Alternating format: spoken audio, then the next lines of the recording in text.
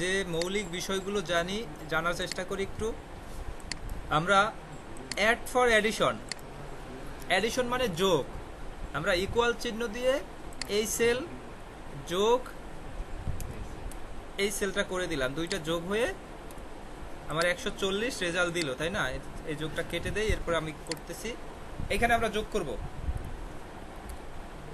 এই sell plus নিচের sell, আমাদের যোগফল দিল।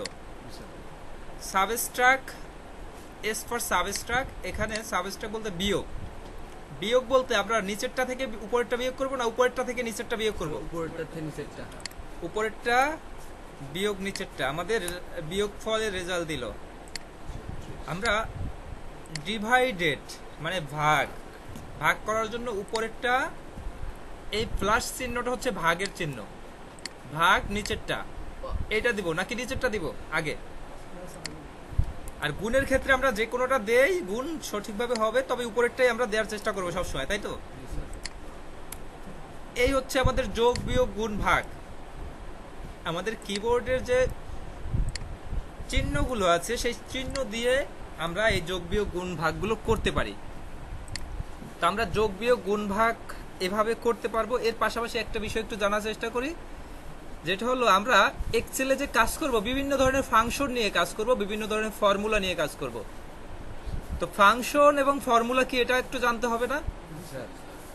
আমরা আমাদের যে এই যে মেনুগুলো আছে, এখানে ফর্মুলা নামের একটা মেনু আছে। এই মেনুতে আমরা অনেক কিছু দেখতে পাচ্ছি। অটোসামের আন্ডারে কয়েকটা আছে, রিসেন্টলি ব্যবহৃত মানে রিসেন্টলি ইউজ, সাম্প্রতিক আমরা যে ব্যবহার করেছি সেগুলো এখানে আছে। ফিনান্সিয়াল যদি কোনো কিছু থাকে এগুলো এখানে আছে, লজিক্যাল এখানে আছে, টেক্সট হিসাবে এটা আছে, টাইম অ্যান্ড ডেট আছে, লুকআপ অ্যান্ড রেফারেন্স আছে, ম্যাথ অ্যান্ড ট্রিক আছে, মোর ফাংশন হিসাবে আরো অনেক ফাংশন আছে। তো ফর্মুলা নামের একটা গ্রুপ মানে একটা মেনু, তার মধ্যে এই ফাংশন লাইব্রেরি নামের একটা গ্রুপ, তাই না? এই গ্রুপের এই যে নামটা দেখা যাচ্ছে ফাংশন লাইব্রেরি, নাকি দেখা যাচ্ছে না? এই হচ্ছে আমাদের গ্রুপ। গ্রুপের মধ্যে এই ফাংশন লাইব্রেরি নামের একটা গ্রুপ দেখা যাচ্ছে, আর এই গ্রুপটা আছে ফর্মুলা নামের ট্যাবের মধ্যে। এটা তো আমরা সবাই বুঝি। তো ফাংশন হচ্ছে আমরা এই যে যোগ বিয়োগ গুণ ভাগ করলাম, এটা আমরা চাইলে ফাংশনের মাধ্যমেও করতে পারি। তো এখানে যে নামগুলো আছে এই ফর্মুলার ফাংশন লাইব্রেরির মধ্যে যে নামগুলো আছে, এই নামগুলো ব্যবহার যদি করে কোনো কিছু করি তাহলে সেটা হবে ফাংশন, কারণ এটা বলাই আছে ফাংশন লাইব্রেরি। এই ফাংশন ব্যবহার করে আমরা করতে পারবো। আর ফাংশন ছাড়া যদি করি সেটা হবে ফর্মুলা। ক্লিয়ার? আমরা এই মাত্র যেভাবে যোগটা করলাম এটা কি ফাংশন নাকি ফর্মুলা? তাহলে ফর্মুলা, কারণ এখানে আমরা এখানের কোনো নাম ব্যবহার করে করিনি, এটা আমরা কিবোর্ড থেকে ম্যানুয়ালি এই সেল যোগ এই সেল মানে দুইটা সেল যোগ করে আমরা করে ফেললাম। তো এটা আমরা চাইলে ফর্মুলা দিয়ে ফাংশন দিয়েও করতে পারি। ফাংশন দিয়ে যদি করতে যাই তাহলে ইকুয়াল SUM ব্র্যাকেট ওপেন এই সেল কমা এই সেল ব্র্যাকেট ক্লোজ, এভাবে করলেও আমার যোগফলটা কিন্তু আসছে। আমরা এই ফাংশন এবং ফর্মুলা পরবর্তীতে শিখবো, জাস্ট প্রথম ফাংশনটা মানে একটা দেখে নিলাম যে আমরা এটা চাইলে ফাংশন দিয়েও করতে পারি। তো ফাংশন দিয়ে যোগের ক্ষেত্রে এটা করলাম, কিন্তু বিয়োগের ক্ষেত্রে কি আমরা চাইলে ফাংশন করতে পারবো না, কারণ বিয়োগের ক্ষেত্রে কোনো ফাংশন নেই।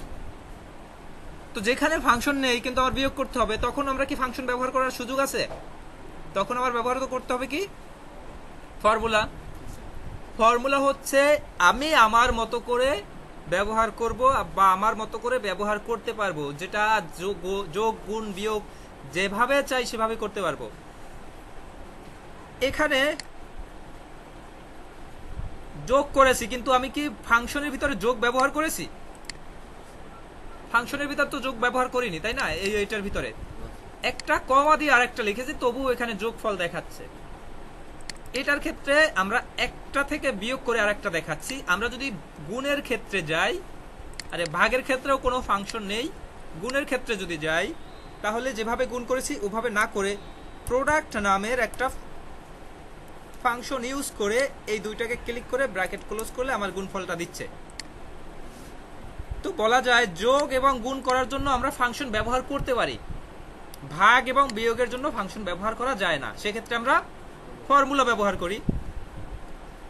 তো ফাংশন এবং ফর্মুলা বলতে বেসিক পার্থক্য এটাই, মোট কথা হচ্ছে এই ফাংশনগুলোর মধ্যে যদি কোনো কিছু ব্যবহার করি সেটা হচ্ছে ফাংশন, আর যদি ব্যবহার না করে নিজের মতো করি তখন সেটা হচ্ছে ফর্মুলা।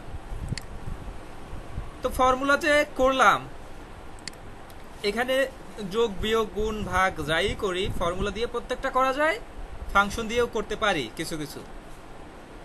তো এটা করার ক্ষেত্রে আমাদের একটা সূত্র অনুযায়ী করতে হয়, যে সূত্রটা হচ্ছে বোর্ড ম্যাশ সূত্র।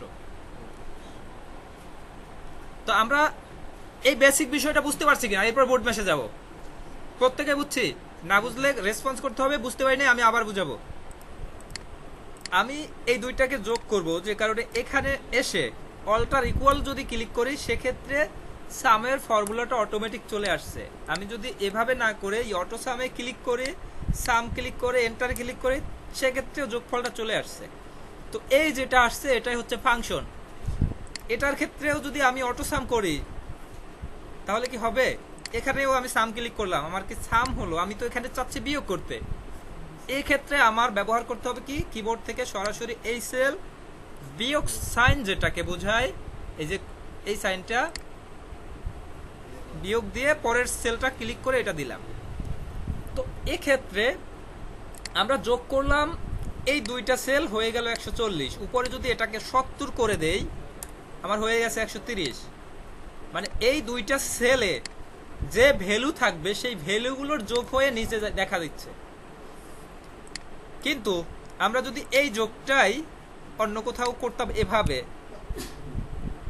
70 প্লাস 60 এই 130, এই 70 আর 60ই তো যোগ করেছি, এখানেও করেছি এখানেও করেছি। এখানে যদি এটাকে 90 করেও দেই এটা চেঞ্জ হয়েছে, কিন্তু এটা হয়নি, কারণ এখানে আমরা লিখে দিয়েছি, এখানে আমরা ম্যানুয়ালি কোনো কিছু কল করিনি, মানে ম্যানুয়ালি কল করেছি, এখানে অটোমেটিক এইগুলো সিলেক্ট করে দেই নাই। তো সিলেক্ট করে দিলে কি হয়, ওই সেলগুলোর ভিতরে যে ভ্যালু থাকে ভ্যালুগুলো যোগ হয়ে নিচে ফলাফলটা দিচ্ছে। মূলত ওই নাম্বারের সাথে যোগ হয়নি, 90 এবং 60 যোগ এখানে দেখায় নাই, এই সেল এবং এই সেলের দুইটার ভ্যালু যা আছে তার যোগফল এখানে দেখাচ্ছে। ক্লিয়ার? আচ্ছা, এবার আমরা একটু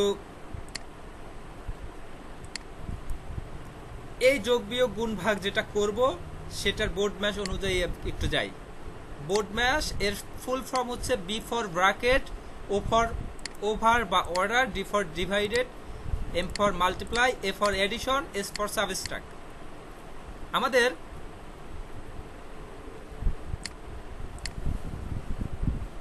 এখানে দুইটা অঙ্ক আছে, ছোট ছোট অঙ্ক, আমরা অঙ্ক দুইটা পরে করব। এখানে ব্র্যাকেট আছে প্রথমে, B for bracket, O for order, D for divided, M for multiply, A for addition, S for subtract. এটা আমরা বোর্ড ম্যাশ এর ফুল ফর্মটা জানলাম। মানে প্রথমে হচ্ছে ব্র্যাকেটের কাজ করতে হবে, তারপরে কোন অর্ডারের সেই অর্ডারের আগে কাজ করতে হবে, ব্র্যাকেটের প্রথম ব্র্যাকেটের অর্ডারের কাজ আগে করতে হবে, তারপর ভাগের কাজ করতে হবে, তারপর গুণের কাজ, তারপর যোগের কাজ, তারপর বিয়োগের কাজ করতে হবে। এই হচ্ছে বোর্ড ম্যাশের সূত্র, জাস্ট সরল অঙ্কের সূত্র। আগে ব্র্যাকেটের কাজ, অর্ডার বলতে ফার্স্ট অর্ডার আগে, সেকেন্ড অর্ডার আগে, তারপর থার্ড অর্ডার, এভাবে অর্ডার অনুযায়ী ব্র্যাকেটের কাজ আগে, তারপরে ভাগের কাজ, তারপরে গুণের কাজ, তারপরে যোগ, তারপর বিয়োগ। এটাই হচ্ছে বোর্ড ম্যাশ। তো আমরা যদি সরল অঙ্ক করি আমরা এই বোর্ড ম্যাশ অনুযায়ী করেছি, বোর্ড ম্যাশ ছাড়া কেউ করতে পারি নাই।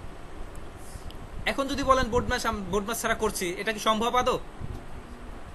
একের পরে 2, 2 এর পরে 3, কেউ যদি বলে একের পরে 3, এটা কি আদৌ সম্ভব? এখন আমরা এখানে ছোট্ট একটা অঙ্কের মতো দেয়া আছে, অঙ্কটা একটু দেখে নেই। আপনি ফ্রি মিনিট পেলেন 100, আপনি 200 মিনিট ব্যবহার করলেন, প্রত্যেক মিনিটের জন্য 1 টাকা 50 পয়সা খরচ হলো, তাহলে আপনার টোটাল খরচ কত হলো? আমরা খালি চোখে যদি অঙ্কটা করতে যাই কি করব, ইউজ মিনিট থেকে বিয়োগ দেবো ফির মিনিটটা, তাই তো, এবং তার সাথে গুণ করব 1.5 টাকা। এটাই তো হওয়ার কথা, এটা হওয়ার কথা না? এন্টার দিলে কয় টাকা আসছে? 50 টাকা। আসলে কি আমার 50 টাকা খরচ হয়েছে? বাস্তবে আপনার কত টাকা খরচ হয়েছে? আপনি যদি 200 মিনিটের মধ্যে 100 মিনিট ফ্রি পান, 100 মিনিট তো টাকা দিয়ে কিনতে হয়েছে, তাই না? 100 মিনিটের প্রত্যেক মিনিট যদি 1.5 টাকা হয় তাহলে 150 টাকা। কিন্তু আমরা যেভাবে অঙ্কটা করলাম আমাদের দেখালো কয় টাকা? 50 টাকা। কিন্তু আসলে কি 50 টাকা খরচ হয়েছে? এটা কিভাবে করতে হবে আমি একটু আবার দেখাই। ইকুয়াল এই সেল মাইনাস এই সেল গুণ এই সেল। আমরা যদি বোর্ড ম্যাথের সূত্র অনুযায়ী এটার কাছে যাই সেক্ষেত্রে হচ্ছে কি ইকুয়াল এই সেল মাইনাস এই সেল। আমাদের প্রথম অর্ডার গেল, প্রথম অর্ডারকে আমরা ব্র্যাকেট দিয়ে একটু আটকে নেই, ঠিক আছে? প্রথম অর্ডারকে ব্র্যাকেট দিয়ে আটকে নিলাম, এরপরে গুণ দিলাম 1.5। এবার আসলো কত? 150 টাকা, তাই না? এটা কি আমার অঙ্ক এবার ঠিক আছে? তো এক্ষেত্রে আমার বোর্ড ম্যাথের প্রথমের যে বি মানে ব্র্যাকেটটা ইউজ করতে হয়েছে প্রথম অর্ডারের ক্ষেত্রে। এখানে প্রথম অর্ডার ছিল কি 200 থেকে 100 বিয়োগ দেয়া, তাই না? আমরা 200 থেকে 100 বিয়োগ যদি না দিয়ে 1.5 টাকা গুণ করি তাহলে ওই 1.5 টাকা গুণ হয় কোনটার সাথে বলতে পারেন?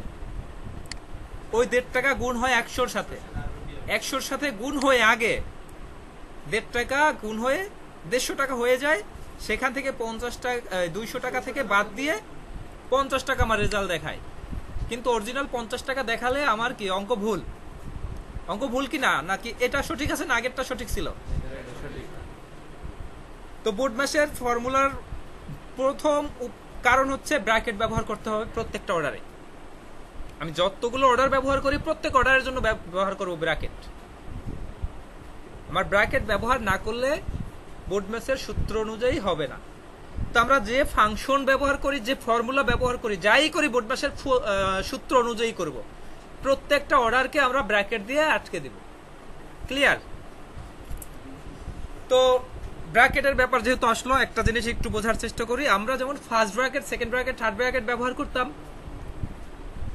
এক্সেলের ক্ষেত্রে প্রত্যেক জায়গায় আপনি ফার্স্ট ব্র্যাকেট ব্যবহার করবেন। প্রথম ফার্স্ট ব্র্যাকেটটা প্রথমের কাজ করবে, পরের যে ফার্স্ট ব্র্যাকেটটা ওটা সেকেন্ড মানে দ্বিতীয় সেকেন্ড ব্র্যাকেটের কাজ করবে, কিন্তু দিতে হবে first bracket. Second bracket third bracket বলতে কোনো কিছু নাই, ওই একই ফার্স্ট ব্র্যাকেট সেকেন্ড বার দিলে সেকেন্ড ব্র্যাকেট, থার্ড বার দিলে থার্ড ব্র্যাকেট, এমনকি ফোর্থ, ফিফথ, সিক্স 7 বারও দেওয়া লাগতে পারে। প্রত্যেক অর্ডারের জন্য আপনি ব্র্যাকেট ইউজ করতে পারবেন। তো এটা যদি আমরা পারি করতে, এটা একটু করেন তো প্রত্যেকে। ইকুয়াল ব্র্যাকেট ওপেন এই সেল মাইনাস এই সেল ব্র্যাকেট ক্লোজ ইনটু এই সেল। এন্টার দিলে আমাদের 150 টাকা দেখাচ্ছে টোটাল কস্ট। তো আমার কি এটা ঠিক আছে? আমরা যদি ব্র্যাকেট ব্যবহার না করে করি তাহলে কি হবে? তাহলে দেখেন 350 টাকা কস্ট। এটা কি আসলে সম্ভব? আমরা এই সেলগুলোকে সিলেক্ট করে দিলেই ওই সেলের ভ্যালুটা চলে আসে। আমরা এই সেলগুলোকে সিলেক্ট যদি না করতে পারি সেই ক্ষেত্রে সেলগুলো দেখে সেলের নাম্বারটা লিখে দিলেই হবে। প্রত্যেকে বুঝতে পারছি এই ব্যাপারটা? এখন এই যে দুইটা যোগ করেছিলাম 150 হয়েছে, আমরা যদি সেলগুলো সিলেক্ট না করে 90 প্লাস 60 দিলাম 150 হলো। আমার এই দুইটার ভিতরে এইটা চেঞ্জ করে 150 করে দিলাম, এটাকে 90 করে দিলাম, আমার দুইটা যোগফল নিচে আসার কথা ছিল না, কারণ আমি এই সেলের ভিতরে লিখে দিয়েছি। যদি লিখে না দিয়ে সিলেক্ট করে দিতাম সেক্ষেত্রে কিন্তু ওইটা আসতো। সিলেক্ট করে দিলে কিভাবে দেওয়া যায়, এটা হচ্ছে B3 প্লাস B4, এই দুইটা সেলের যোগফল এবার হবে। এবার আমার যোগফল যা আসছে, আমি যদি এটাকে 90-এর 150-এর পরিবর্তে 70 করে দেই, আমার যোগফল ওই অনুযায়ী চলে আসছে। আমি 90-এর পরিবর্তে 30 করে দিলাম, যোগফল দুইটা মিলে 100 নিচে চলে আসছে। তো কিভাবে আসলো, এই দুইটার সেলকে সিলেক্ট করে দিয়েছি, জাস্ট লিখে দিয়েছি, মানে লিখে দিয়েছি বলতে সেল নাম্বারটা লিখে দিয়েছি। ক্লিয়ার কিনা সবাই? আচ্ছা, এবার আমরা একটু নতুন বিষয় দেখি। আমরা একটা ফরম্যাট রেডি করি।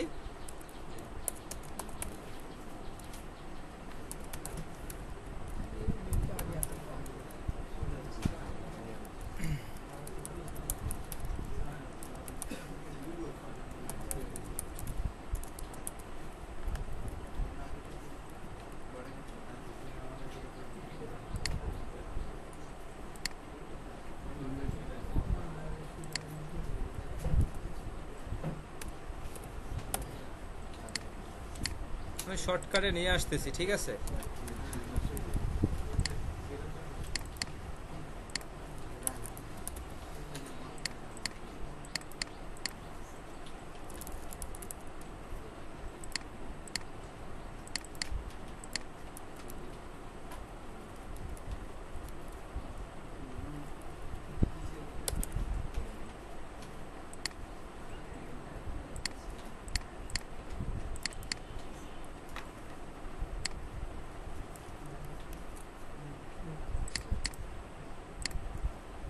আমরা একটা শর্টকাট ফর্ম তৈরি করে ফেললাম। এই ফর্মের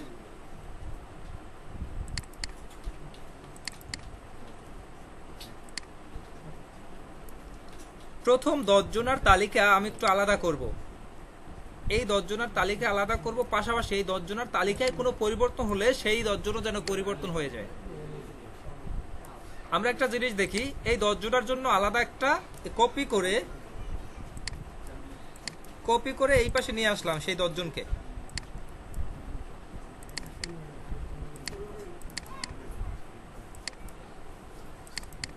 এই 10 জনকে যে নিয়ে আসলাম, এই মুহূর্তে আমি যদি এখানে কোনো পরিবর্তন করি,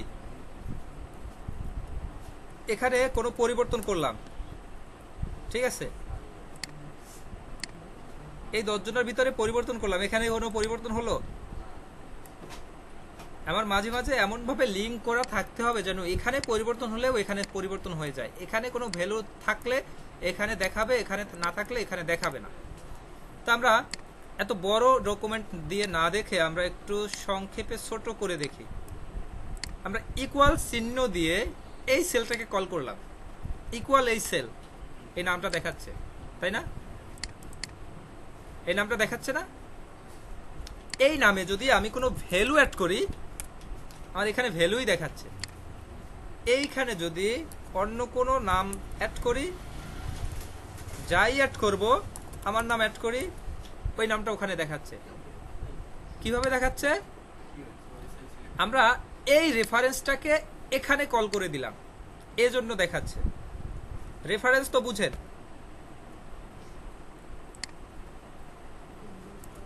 এই রেফারেন্সটাকে এখানে কল করে দিলাম, এখানে কোনো পরিবর্তন করলে এখানেও পরিবর্তন হয়ে যাবে। তো আমরা নতুন শীট নিয়ে দেখি।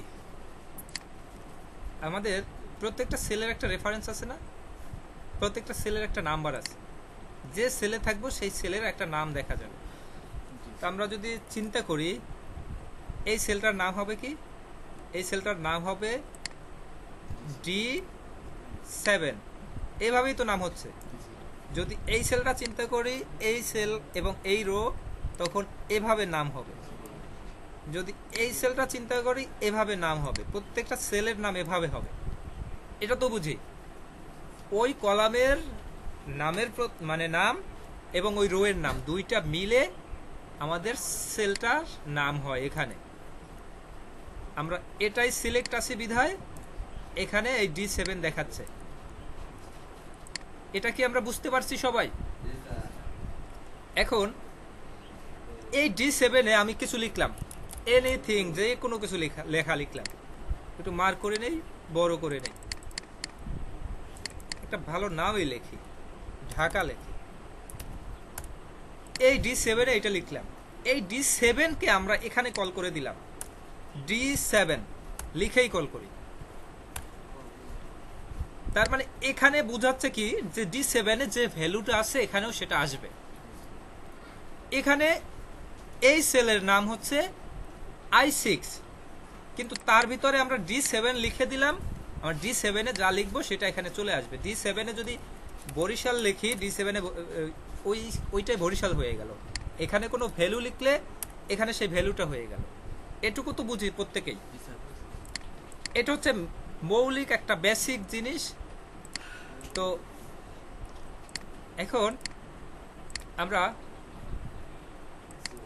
একটা বিষয় দেখি, এখানে কিছু নাম্বার লিখি আমরা একটু ফর্মুলা দিয়ে কয়েকটা নাম্বার, ডেমো নাম্বার নিয়ে আসি। এটা ডেমো নাম্বার আনার একটা ফর্মুলা, এটা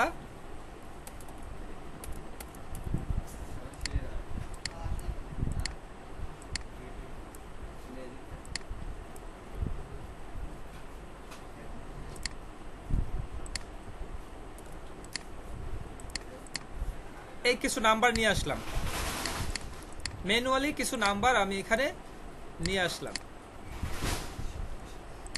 তো এই নাম্বারের মতো করে এখানে আমি একটা কাজ করি, ইকুয়াল, এই সেলটাকে কল করে দিলাম।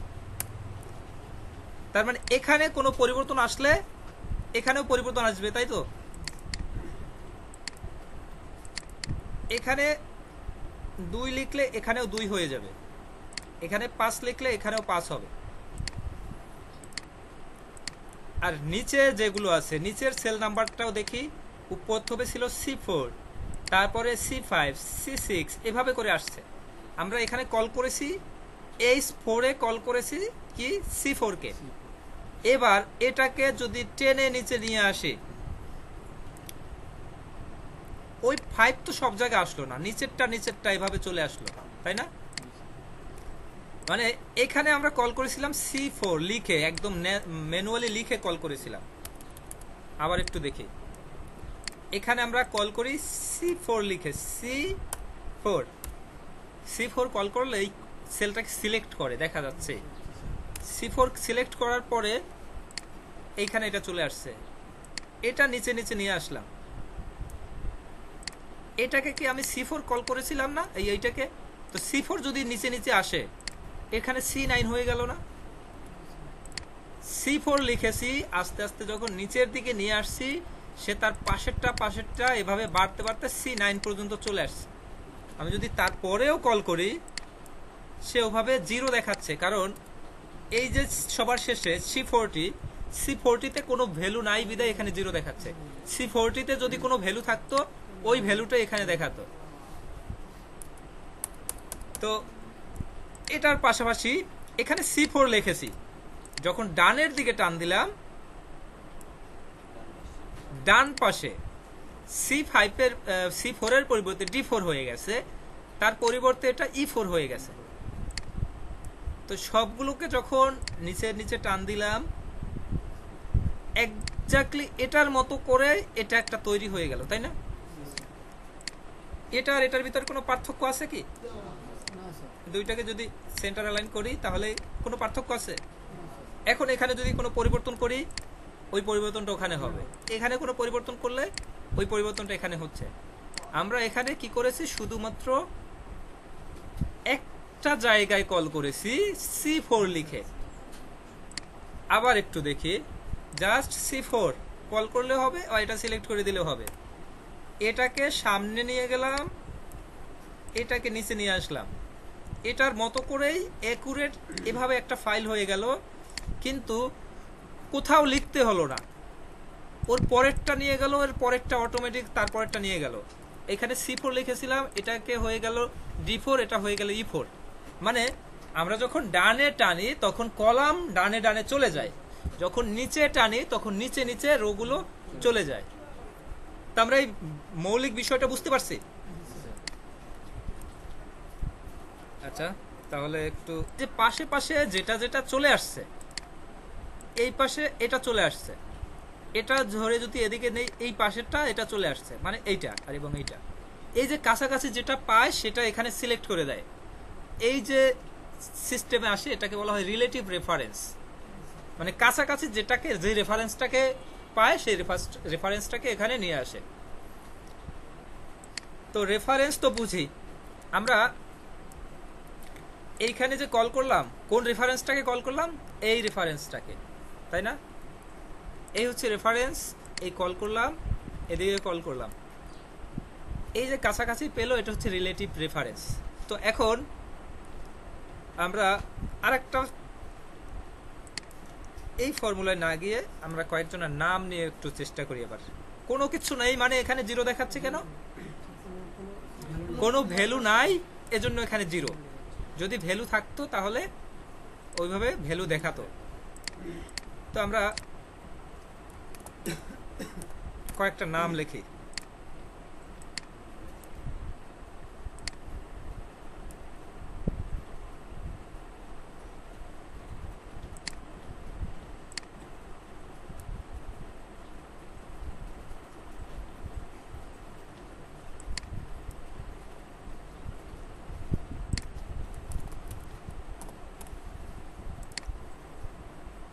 আচ্ছা, এটা না লিখি।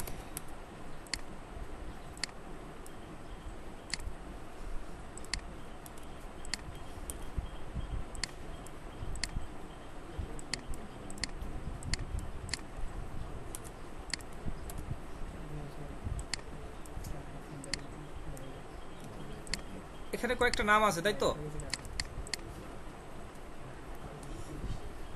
আমরা এটার মতো করে এপাশে একটা ঘর করে নিলাম।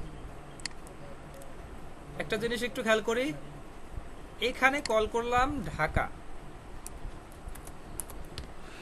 আচ্ছা, ঢাকা কল করলাম না তো, এখানে এই সেলটাকে কল করলাম C4। C4 যখন নিচে আনলাম, C4 থেকে C5 হয়ে গেল, C6 হয়ে গেল, তাই না? এপাশেও যখন নিব, এপাশে C4 থেকে D4 হয়ে যাবে, তাই না? D4 হবে, E4 হবে, সেভাবে করে আসছে। এই যে কাছাকাছি যেটা পেলো এভাবে যে আসলো, এটা হলো রিলেটিভ প্রেফারেন্স। এবার একটা জিনিস দেখি, এই সেলটাকে কল করলাম, কল করে নিচে নিচে আসলাম, রিলেটিভ প্রেফারেন্স হলো। আমরা ডানেও যদি যাই তখন এগুলো না এসে আমার এই সেলটাকেই দেখাবে। কিভাবে দেখাবে? আমরা এখানে C4 কল করলাম, এখানেও যদি C4 কল করি তাহলেই তো ওইটাই দেখায়, তাই না? এখানেও যদি C4 কল করি তাহলে ওটাই দেখায়।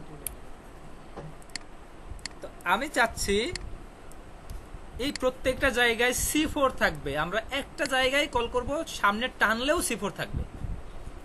তো এটা কিভাবে? C4 করলাম, এই C4টার এই পাশে ডানে টানলে তো C এর পরিবর্তে D হবে, D এর পরে E হবে, Cটা পরিবর্তন হয়, তাই না? আমরা চাচ্ছি Cটা যেন পরিবর্তন না হয়।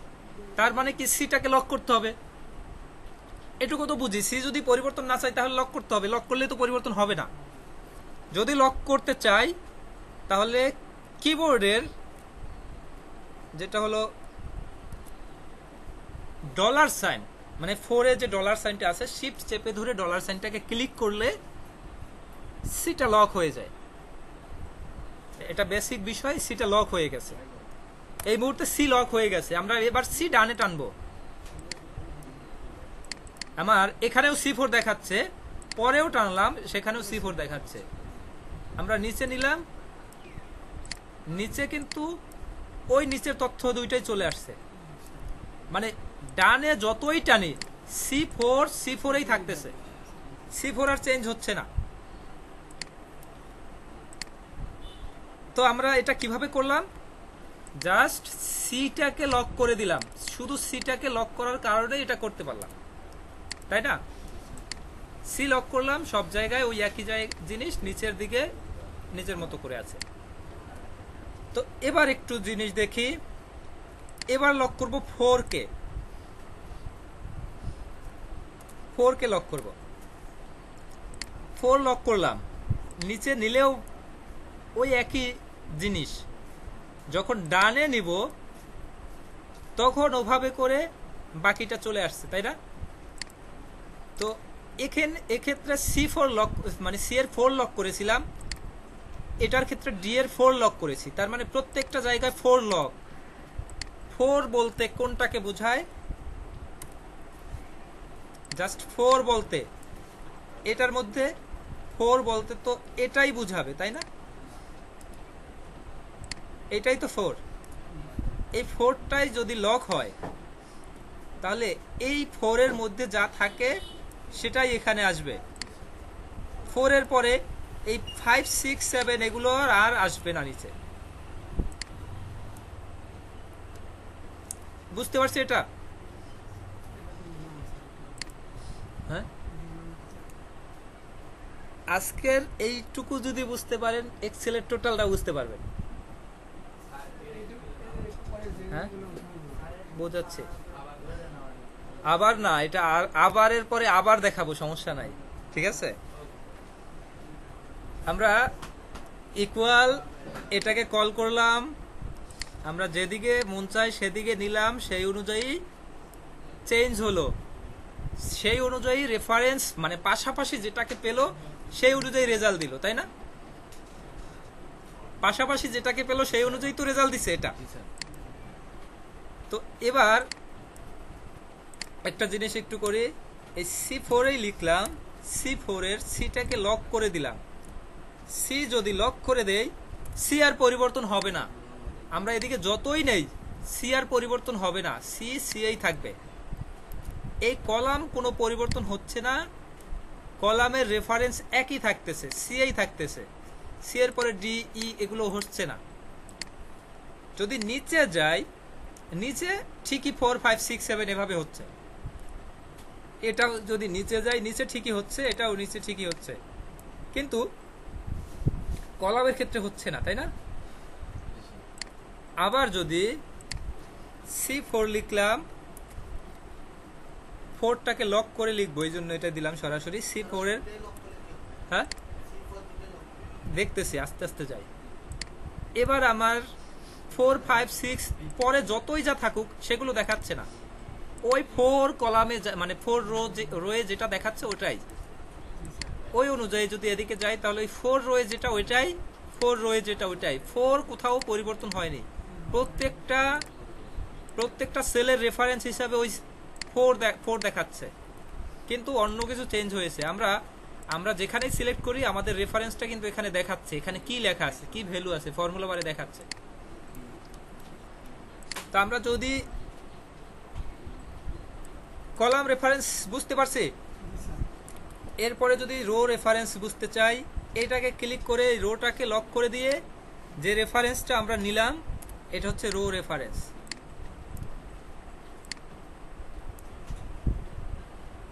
তো এখন একটা জিনিস কাজ করে, এই মাঝখানের সেলে এই মাঝখানেরটা ক্লিক করে দিই, এটা স্বাভাবিক ব্যাপার। মাঝখানের এই সেলটাকে কল করেছি, এই D5 কে কল করেছি, মাঝখানে হয়ে আসছে। এই D5 এর কর্নারে এসে যদি এইদিকে চলে আসি, D4 অটোমেটিক হয়ে গেছে। এই D5 এর এদিকে আসি, E5 হয়ে গেছে, মানে বাঁ দিকে গেলেও কলাম চেঞ্জ হচ্ছে, ডান দিকে গেলেও কলাম চেঞ্জ হচ্ছে। আমরা কলাম যদি কোনো দিকে চেঞ্জ না করতে চাই তাহলে কলামটাকে যদি লক করে দেই, তাহলে আমার এদিকে গেলেও ওইটাই দেখাবে, এদিকে গেলেও ওইটাই দেখাবে। আবার ডি লক না করে 5 কে যদি লক করে দেই তাহলে উপরে গেলেও ওইটাই দেখাবে, নিচে গেলেও ওইটা দেখাবে, কিন্তু ডানে যখন যাব ডানের কলাম হয়ে গেছে। তো এবার একটা জিনিস একটু দেখি, আমরা কলাম লক করলে কলাম চেঞ্জ হয় না, রো লক করলে রো চেঞ্জ হয় না। এবার যদি আমরা দুইটাই লক করি তাহলে কি হয়, এই ঢাকাকে বা এই কিশোরগঞ্জকে কল করলাম, দুইটাই লক করব, দুইটা লক করার জন্য দুইটা ডলার সাইন লাগবে, তাই না? এবার আমি যেদিকেই নেই ওই লক করা বিষয়টাই দেখাবে। এই যে রেফারেন্স, এটাকে বলা হয় অ্যাবসুলেট রেফারেন্স, কোনো পরিবর্তন হবে না, অ্যাবসুলেট করে দেয়া, অ্যাবসুলেট রেফারেন্স। আমি যে সেলটাকে কল করব সেই সেলটাই হয়ে যাবে। তো এবার একটু দেখি কিভাবে আবার করি। ঢাকা ক্লিক করলাম, ফাংশন 4 যদি ক্লিক করি সেক্ষেত্রে আমার লক হচ্ছে। ফাংশন 4 আবার ক্লিক করলে শুধু রো লক হচ্ছে, আবার ক্লিক করলে শুধু কলাম লক হচ্ছে, আবার ক্লিক করলে কোনো লক হচ্ছে না। ফাংশন 4 কে আবার যদি ক্লিক করি দুটোই লক হচ্ছে। তার মানে আমরা এই যে লক করলাম, একবার কলাম লক, একবার রো লক, একবার সম্পূর্ণটা লক, সবই আমরা করতে পারি ফাংশন 4 ক্লিক করলে। ক্লিয়ার? এটা আমরা এবার কি অ্যাবসুলেট করলাম, অ্যাবসুলেট করে আমি এবার যতই সামনে যাই, যেদিকেই যাই, প্রত্যেকটা জায়গায় ঢাকা, তাই না? তো এখন আব্দুল্লাহ আপনি বলবেন, এই যে প্রত্যেকটা জায়গায় ঢাকা, আমি প্রত্যেকটা জায়গায় যাচ্ছি নারায়ণগঞ্জ, কিভাবে কল করব বলেন? হ্যাঁ, কিভাবে বলেন আপনি, এক এক শুরু থেকে বলেন কি করব। কি লিখবো? ইকুয়াল কোনটা? ফাংশন 4 এখনই? তাহলে নারায়ণগঞ্জ সিলেক্ট করতে হবে, নারায়ণগঞ্জ সিলেক্ট করতে হবে, নাকি এই সেল নাম্বারটা লিখলেও হবে? সিলেক্ট করলেই সেল নাম্বারটা চলে আসে। এবার ফাংশন 4, ফাংশন 4 কয়বার? একবার। দেখেন আগে, দেখেন এইখানে যে রেফারেন্সটা দেখাচ্ছে, রেফারেন্সের ই এবং 6 দুটোতেই লক আছে। এবার যদি এন্টার দেই, আমার প্রত্যেকটা জায়গায় কি নারায়ণগঞ্জ চলে আসবে?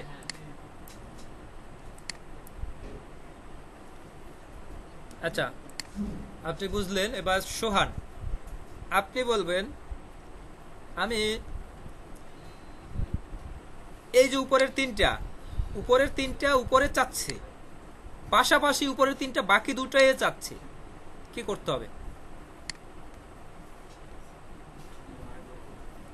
উপরের যে তিনটা ঢাকা, জামালপুর, মানিকগঞ্জ, এই তিনটা আমি উপরের এই তিনটা জায়গায় চাচ্ছি, এবং নিচেও ওই একই তিনটা জিনিস চাচ্ছি। আমি একটা জায়গায় কল করব, আমি যেন সব একইভাবে পাই।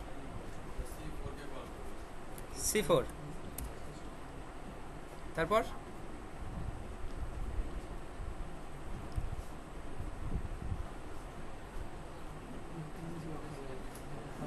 কি লক করব, সি নাকি 4?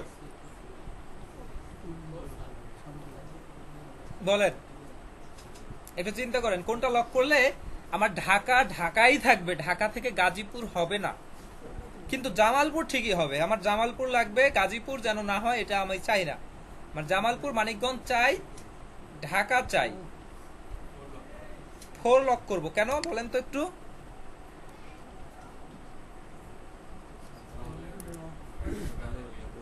ফোর লক করলাম। এবার আমি যদি সামনে নিয়ে যাই, আমার জামালপুর, মানিকগঞ্জ চলে আসছে, আমি চাচ্ছিলাম এটা আসুক। এরপর যদি নিচে নিয়ে যাই, নিচে আমি গাজীপুর চাই না, ঠিক আছে? 4 লক করেছি শুধুমাত্র, এর ফলে উপরেরটাই শুধু চলে আসছে, বাকিগুলো আসে নাই। আচ্ছা, এবার অদ্বৈত আপনি বলবেন, আমি এখানে মুন্সিগঞ্জ চাই, প্রত্যেকটা জায়গায় মুন্সিগঞ্জ চাই, কি করতে হবে? হ্যাঁ, কিভাবে কল করব বলেন? সমান চিহ্ন E4, E5, এরপর সব জায়গায় কি লক করতে হবে? লক করে এন্টার দিলে সব জায়গায় মুন্সিগঞ্জ হয়ে যাবে, শিওর হবে তো? আচ্ছা। বসেন, আপনি বসেন। বোরহান,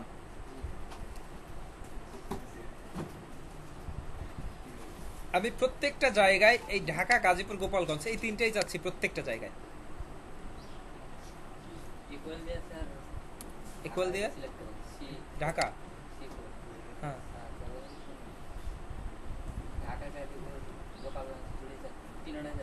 হ্যাঁ সি লক করব, শিওর?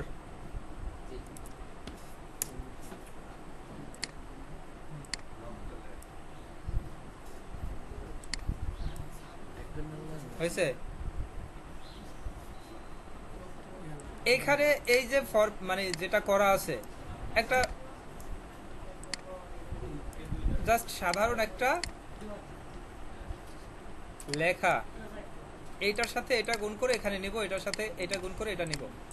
এই একটা জায়গা আমি ফর্মুলা কল করব। আমরা ন্যাচারালি নরমালি দেখি কিভাবে করা যায়। এই সেল গুণ এই সেল, এই রেজাল্ট আসবে। আবার এখানে এসে এই সেল গুণ এই সেল, এখানে রেজাল্ট আসবে, তাই না? এখন কয়েকভাবে একটু ট্রাই করি। ইকুয়াল এই সেল গুণ দিব হচ্ছে এই সেলের সাথে, গুণ আমরা করলাম। গুণ করার পরে যদি সামনে নিয়ে আসি, আমার গুণ কি ঠিক থাকতেছে? ঠিক থাকতেছে না। এই গুণটাই যদি আমি নিচে নিয়ে আসি, আমার কি গুণ ঠিক থাকতেছে? থাকতেছে না। কিন্তু একটা জিনিস একটু দেখি, ইকুয়াল এই সেল ইনটু এই সেল, আমরা নিচে নিচে যেখানেই যাই না কেন 10 10ই থাকবে, 10 চেঞ্জ হবে না, 10-এর সাথেই প্রত্যেকটা গুণ হবে, তাই না?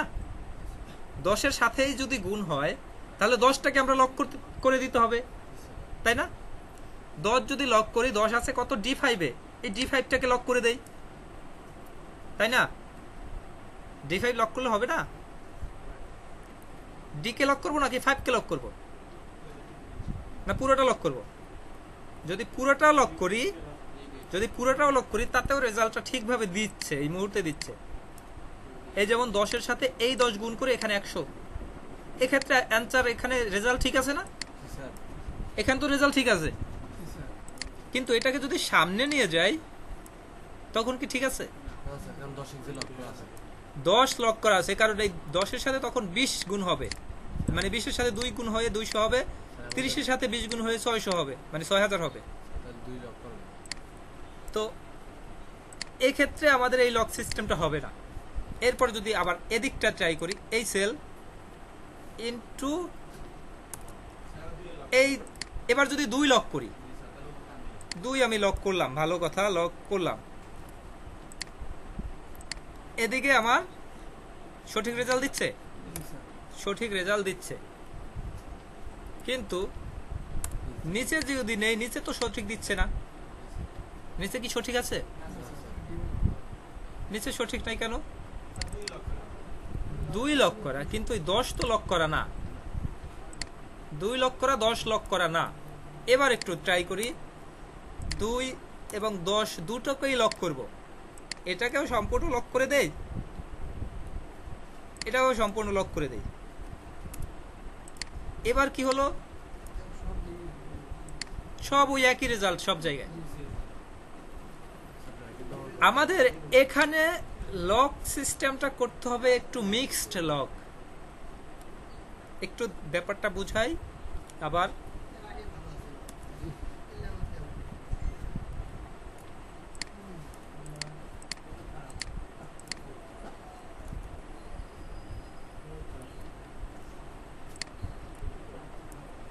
আমি যখন এটার রেজাল্ট নিব এখানে, তখন যেন এটার সাথে এটাই গুণ হয়। যখন এই রেজাল্টটা এখানে নিব তখন যেন এটাই গুণ হয়। একটা জায়গায় আমি কল করব, একটা জায়গায় কল করে প্রত্যেকটা জায়গায় নিয়ে যাব। প্রত্যেকটা জায়গায় যেটার সাথে যেটা গুণ হওয়ার কথা সেটাই গুণ হয়ে যাবে। এটাই তো রেফারেন্স নিয়ে দেখানো হলো। এবার একটু দেখি কিভাবে। ইকুয়াল এই সেল ইনটু এই সেল করলাম ন্যাচারালি, স্বাভাবিকভাবে। যখন ডানে টান দেব এই 10 চেঞ্জ হয়ে যাবে না? ডানে টান দিলে 10 চেঞ্জ না হয় 10, আচ্ছা আচ্ছা, ডানে টান দিলে 5 তো 5ই থাকতেছে, ডানে যতই টানি 5 তো 5ই থাকবে। 5 কি চেঞ্জ হবে? 5 চেঞ্জ হবে নিচে গেলে, ডানে চেঞ্জ হবে কলাম। তো ডানের দিকে যখন যাব তখন আমি এই সেলটার ক্ষেত্রে 2 আমি চাচ্ছি লক, মানে সি লক চাচ্ছি, তাই না? সি আমি লক করলাম। 6 আমার লক করলেও হয় না করলেও হয়, 6 6ই থাকতেছে এখানে। এই ক্ষেত্রে ডানে গেলে আমার ডি এর পরিবর্তে ই হয়, যেন ই হবে, সবই হবে। এক্ষেত্রে আমরা একটু দেখি কি রেজাল্ট আসে। এক্ষেত্রে আমার এই রেজাল্ট আসছে, একুরেট রেজাল্ট আসছে। আমি এটুকু ডিলিট করে দেই। নিচের দিকে যদি যাই, নিচে সঠিক রেজাল্টটা কিন্তু আসে নাই, কারণ নিচের দিকে আসতে গেলে আমার এইখানের 10 তখন লক থাকবে, 10 লক থাকবে, তাই না? এই 10টা লক থাকবে না? তখন কলামের তো ব্যাপার নাই নিচে আসলে। কলামের ব্যাপার বলতে এই যে সেলটা D5 এর তখন 5টাকে লক করে দেই একটু। এবার যদি একটু দেখি এদিকে আসলে, এবার সঠিক রেজাল্ট দিচ্ছে কিনা? এবার আমি সম্পূর্ণটা এদিকেও নিয়ে আসলাম, এদিকেও নিয়ে আসলাম। এবার দেখো সঠিক রেজাল্ট কিনা। টোটাল সঠিক রেজাল্ট আছে। এখন ভেঙে ভেঙে করলাম, এরপরে যদি না বোঝা হয়। ইকুয়াল এই সেল ইনটু এই সেল, দুইটা সেল আমরা গুণ করলাম। গুণ করে যদি সামনে নেই, আমার গুণফল ঠিক থাকতেছে না। সামনে নিলে কি হয়? এটার ক্ষেত্রে এটা গুণ হয়, এটার ক্ষেত্রে দেখেন কোনটার গুণ হচ্ছে, এটার সাথে এইটা গুণ হচ্ছে, এটার সাথে এইটার গুণ হচ্ছে এইটা, কারণ এই যে পাশেরটা রিলেটিভ রেফারেন্সের কারণে চলে আসছে, তাই না? যেটা যেটা গুণ হচ্ছে সেটা কিন্তু মার্ক হয়ে আছে এবং দেখা যাচ্ছে G6 এর সাথে H5 গুণ হচ্ছে। তো আমার তো এখানে G6 এর সাথে H5 গুণ হওয়ার কথা না, H5 এর সাথে আমার গুণ হওয়ার কথা C2 এর সাথে, তাই তো? এই যেমন এটাই, সরি, C6 এর সাথে গুণ হওয়ার কথা, এখানের সাথে C6 এর গুণ হওয়ার কথা। এইটা যদি C6 এর সাথে, এটা যদি C6 হতো তাহলে গুণফল সঠিক থাকতো, তাই না? C6 হলে গুণফল সঠিক থাকতো, কিন্তু এটা তো C6 নেই। তো তার মানে এই যে সিটাকে লক করতে হবে, এটা তো বুঝি। সি লক করলাম। এবার যদি সামনে নিয়ে আসি, আমার এবার গুণফল ঠিক আছে, ঠিক আছে কিনা? সামনে ঠিক আছে, কিন্তু নিচের দিকে আমার ঠিক নাই আবার, কারণ নিচের দিকে যখন গুণ করি এটা চলে আসছে গুণ, এই যে D9 এর সাথে গুণ হয়ে গেছে। তো নিচে নিচে যখন গুণ করতেছি তখন আমার এই যে 10 এর এটা আছে D5, 5টাকে তখন লক করা দরকার, কারণ নিচে নিচে যখন আসবো তখন 5 এর পরিবর্তে যেন 6 না হয়, 5টাকে যদি লক করি তাহলে যে রেজাল্টটা দিবে এটাই হচ্ছে একুরেট রেজাল্ট। এবং ডানে গেলেও এবার একুরেট রেজাল্টটা দিচ্ছে। তো এভাবে যে রেজাল্টটা দিচ্ছে এটা হচ্ছে মিক্স রেফারেন্স। এক্ষেত্রে কোনোটার কলাম লক করেছি, কোনোটার রো লক করেছি, তাই না? সব মিলিয়ে একটা মিক্স রেফারেন্স তৈরি করলাম। তো এই অঙ্কটাই আপনারা করে দেন। এখন 3 জন ব্যক্তি প্রোডাক্ট এ, প্রোডাক্ট বি, প্রোডাক্ট সি, 3টা প্রোডাক্ট, ঠিক আছে? 3 জন ব্যক্তি 3টা প্রোডাক্ট সেল করেছে, কে কত পরিমাণ সেল করেছে সেটা আছে, ঠিক আছে? তো এখন জামাল এ প্রোডাক্ট 800 সেল করেছে, B product 600, C product 700, Kamal করেছে 600, 800, 900, রহিম করেছে 400, 600, 300, সব মিলিয়ে 1800, 2000 এবং 1900 এই কয়টা প্রোডাক্ট সেল হয়েছে। এই 1800, 2000 এবং 1900 এটা হচ্ছে টোটাল সেল, তাই না? এই 1800 এর মধ্যে একজনে 800, একজনে 600, একজনে 400, তাই না? এটাই তো, এটুকু দিয়ে কি এটাই বুঝায় না? তো এর মধ্যে এই 1800-র মধ্যে 800-তে কত পার্সেন্ট হয়, 600-তে কত পার্সেন্ট হয়, 400-তে কত পার্সেন্ট হয়, এটা আমাদের বের করতে হবে। এখন যদি আমরা পার্সেন্ট বের করি, পার্সেন্টেজ বের করার আমাদের ন্যাচারালি এটা থাকে হচ্ছে জেনারেল, তাই না? জেনারেল থাকবে নাম্বার ফরম্যাট। আমরা যদি পার্সেন্ট বের করি, কিভাবে পার্সেন্ট বের করব? পার্সেন্ট বের করতে কিভাবে বের করে জানেন? এটা জানেন না? এই জামালের এটা কল করলাম, ভাগ দিলাম 1800 দিয়ে, এই 0.444 দেখা যাচ্ছে। এটাই যদি পার্সেন্ট করে নেই পার্সেন্ট হিসাবে, তাহলে দেখা যাচ্ছে 44%। এই 1800-এর মধ্যে 800 হচ্ছে 44%। 1800-এর মধ্যে যদি 900 হয় তাহলে 50%। এটা তো বুঝি, মানে পার্সেন্ট হিসেবে পার্সেন্টটাই কি বুঝি কিনা প্রত্যেকে, এটা একটু আগে চেষ্টা করি। যাই হোক, আবার করি, আবার একটু দেখি। ইকুয়াল এই সেল ভাগ এই নিচের সেল দিলাম, নিচের সেলের আমরা 7টাকে অনলি লক করব। 7টা লক করে এন্টার দিলে এরপরে এদিকেও যদি আসি, আমার 7ই থাকতেছে, কিন্তু এটার পরিবর্তে কে হয়ে গেছে, এটার পরিবর্তে এল হয়ে গেছে। এই 3টাকে সিলেক্ট করে একসাথে নিচে নিলেও সঠিক রেজাল্ট দিচ্ছে প্রত্যেকের ক্ষেত্রে। এটা যদি হয় দেখেন, এই এটার সাথে ভাগ হয়ে এটা হয়েছে, এটা যদি হয় এটার সাথে ভাগ হয়ে এটা রেজাল্ট দিয়েছে, প্রত্যেকের সাথে সঠিক রেজাল্ট দিয়েছে। তো এটা গেল পার্সেন্টেজের ব্যাপারে, এটা গেল প্রোডাক্টের ব্যাপারে। এবার একটা ব্যাপার দেখি,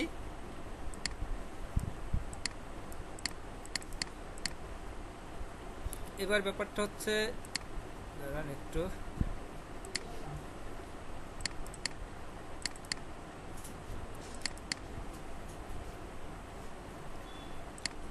এই হচ্ছে প্রোডাক্ট, যে যে পার্সেন্ট সেল করেছে সেই অনুযায়ী তার সেইভাবে পার্সেন্টেজ আছে। তো এইখানে কিছু যার যত পার্সেন্ট সেই অনুযায়ী কে কত প্রোডাক্ট বিক্রি করতে হয় সেটা একটু দেয়া হলো।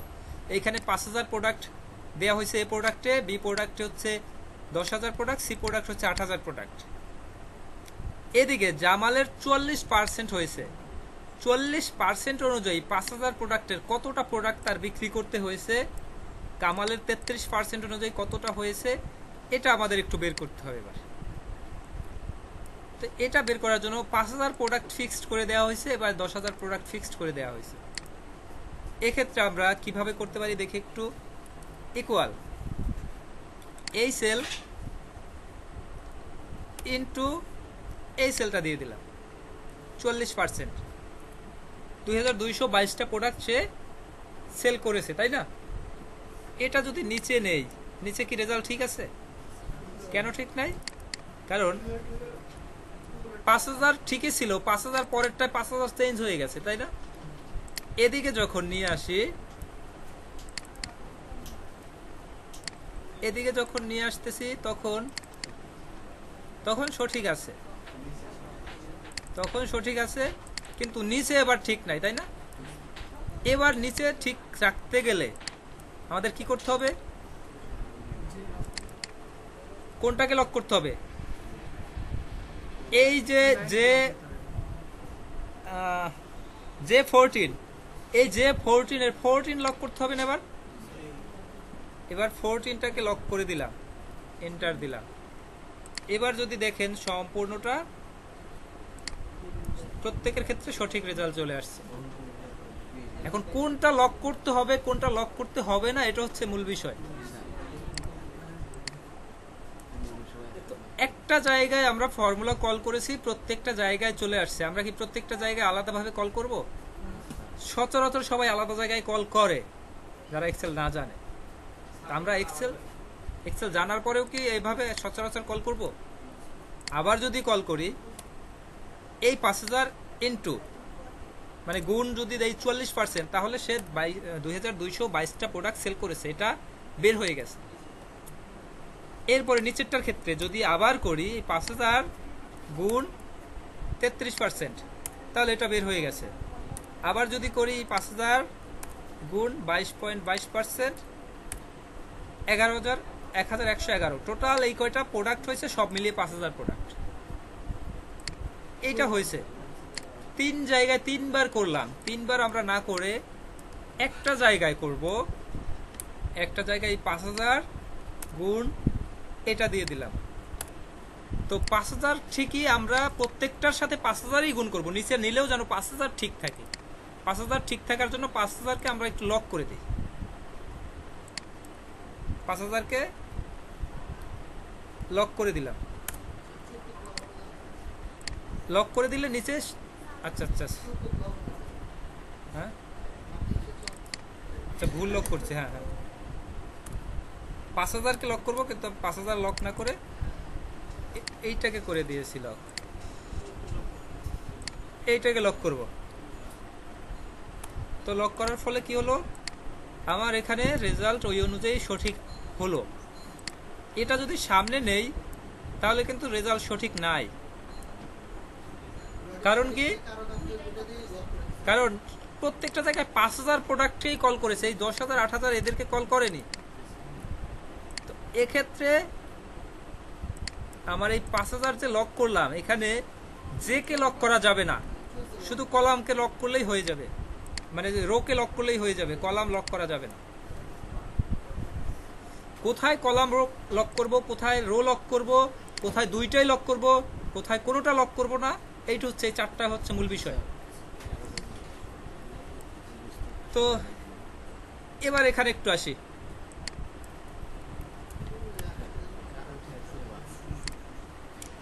এখানে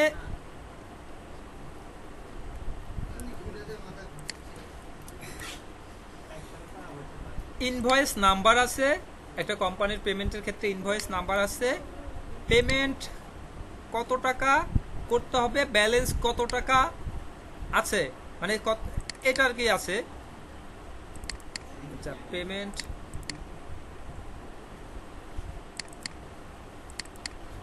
আচ্ছা আচ্ছা ওয়েট,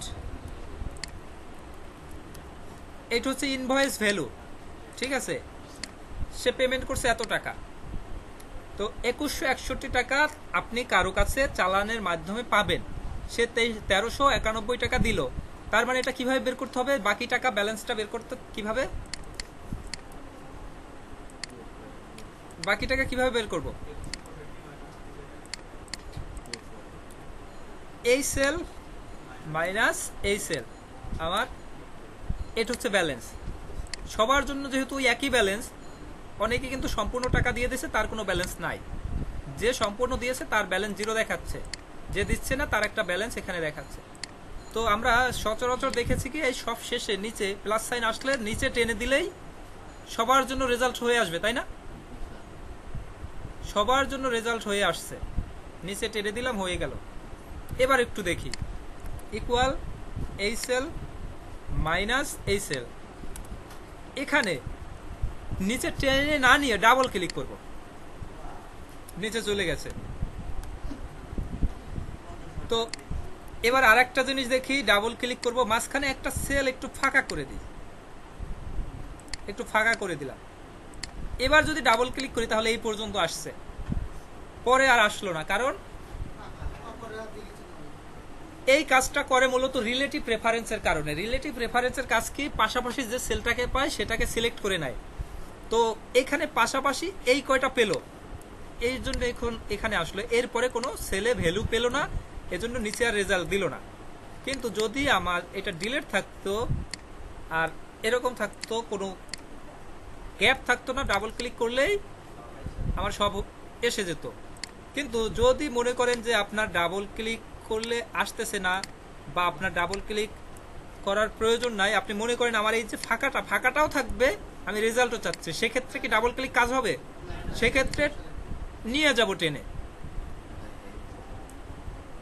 নিয়ে আসলে আমার রেজাল্টটা সেইভাবে দিয়ে দেবে। এখানে কি 0 রেজাল্ট দিচ্ছে, কারণ এখানে কোনো ভ্যালু নেই, এই জন্য 0 রেজাল্ট দিচ্ছে। তো বুঝতে পারছি এটুকু। বিয়োগ করে আমরা ফিল হ্যান্ডেল করলাম এভাবে। তো এখন একটা ব্যাপার একটু দেখি। তো বলা হলো যে এই ব্যালেন্সটা আপনাদের কাছে, এই ব্যালেন্সটা আমরা পাবো, এই ব্যালেন্সটা যদি দ্রুত দিয়ে দেন আগামী 1 সপ্তাহের মধ্যে, তাহলে 10% ছাড় পাবেন আপনারা। এমন বলতে পারে না? এই ব্যালেন্সের উপর 10% ছাড় পাবেন। তাহলে কিভাবে বের করবো এটা? এই ব্যালেন্সের 10% মানে কি? আমরা একটু ক্যালকুলেটর বের করি অন্যভাবে। ক্যালকুলেটর 777 774 ইন্টু 10%, 77.4 টাকা, তাই তো? এই টাকাটা সে ছাড় পাবে কত টাকা থেকে? 774 বিয়োগ 77.4, সে 696 টাকা দিলেই হয়ে যাবে, এটাই তো? 696 দিলে হয়ে যাওয়ার কথা না? যদি 10% তাকে ছাড় দেই, হওয়ার কথা তো। এইটা যদি আমরা করতে যাই, কিভাবে করব একটু কেউ একজন বলেন তো, কিভাবে করতে পারি এটা?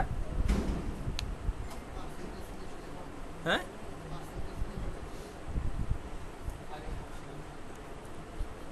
ইকুয়াল, প্রথমেই তো ইকুয়াল হবে এই সেল ইন্টু 10%, এই হচ্ছে 10% এর রেজাল্ট দিবে। এটুকুতে এন্টার দিলে কত দিচ্ছে? 77 টাকা। 77.4 আছে, 4টা পয়েন্ট আকারে দেখাচ্ছে না, এটাই ক্লিক করলে দেখাবে। এই হচ্ছে 77 টাকা, তাই না? জাস্ট 77 টাকা, শুধুমাত্র কত পার্সেন্ট এটা দেখার জন্য। এই সেল মাইনাস মানে ইন্টু 10%, 77.4 টাকা দেখাচ্ছে। এই 77.4 টাকা এই সেল থেকে বাদ যাবে, তাই না? যদি এখানে বাদ দেই আবার এই সেল, তাহলে কিন্তু আমার এভাবে রেজাল্টটা দিচ্ছে, কিন্তু আমার তো এভাবে রেজাল্ট হবে না। আমার রেজাল্ট হওয়ার কথা হচ্ছে ইকুয়াল এই সেল, এই সেলের পরে বিয়োগ হবে এই সেলের 10%। এটা আমাদের সঠিক রেজাল্ট দিচ্ছে, কিন্তু সঠিক রেজাল্ট দিলেও এখানে কিন্তু বোর্ড ম্যাশের সূত্র অ্যাপ্লাই করা হয়নি। হয়েছে কি? এখানে বোর্ড ম্যাশের সূত্র কি? প্রথম অর্ডারটাকে আমাদের ব্র্যাকেট দিতে হবে। প্রথম অর্ডার কি? প্রথম অর্ডারের পরে দ্বিতীয় অর্ডার, প্রত্যেক অর্ডারকে ব্র্যাকেট দিতে হবে। ইকুয়াল এই সেল, এটার সাথে বিয়োগ করব, এখন ব্র্যাকেট দিব এই সেল ইন্টু 10%, ব্র্যাকেট ক্লোজ। এই যেটা করলাম, এটা এখন নিচে নিচে নিয়ে গেলে ক্লিক করলেই যার যত ব্যালেন্স সে সেটা এটা দেখতে পেল।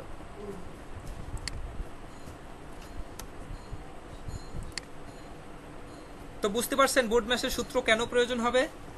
হয়তো এটার ক্ষেত্রে সূত্র ছাড়াই সঠিক ছিল, মানে বোর্ড ম্যাশের সূত্র ছাড়াই সঠিক ছিল, কিন্তু সবটা জায়গায় সঠিক থাকবে না। তা আমরা পারবো এটা করতে?